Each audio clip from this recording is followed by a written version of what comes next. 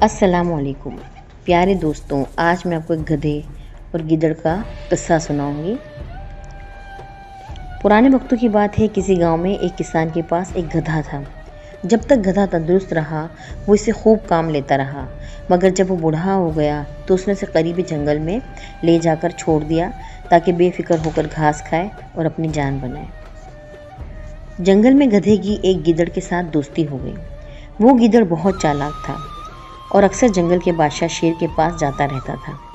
ایک روز شیر نے گیدڑ سے کہا، دیکھو میاں گیدڑ، اب میں بہت کمزور ہو گیا ہوں، کہیں سے میرے لیے کوئی ایسی چیز شکار کرنے کے لیے لاؤ جس کا میں جی بھر کر گوشت کھاؤں، کیونکہ شکار کی تلاش میں پھرنا اب میری ہمت سے باہر ہو گیا ہے۔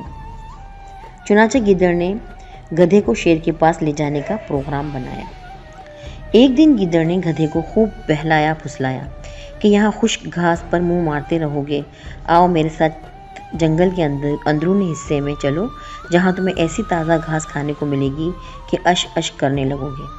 میں یہاں تمہیں مستقل خشک گھاس کھاتے ہوئے نہیں دیکھ سکتا، کیونکہ تم میرے پیارے دوست ہو اور تمہاری صحت کا خیال رکھنا میری ذمہ داری ہے۔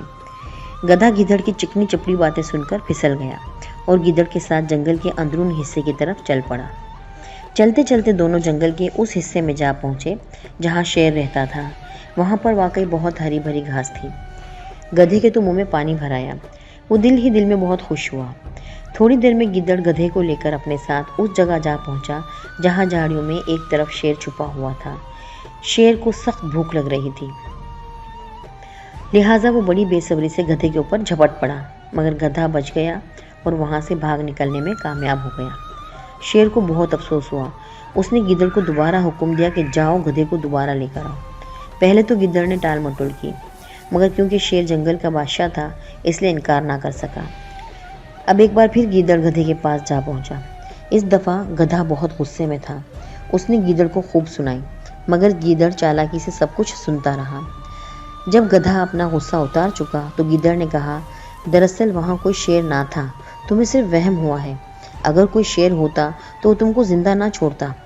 دراصل وہاں پر کیونکہ جنگل گھنا ہے اس لیے ایسا محسوس ہوا۔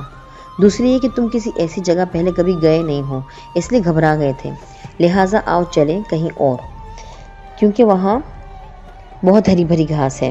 جب تم کھاؤ گے تو سارا غصہ اور خوف دور ہو جائے گا۔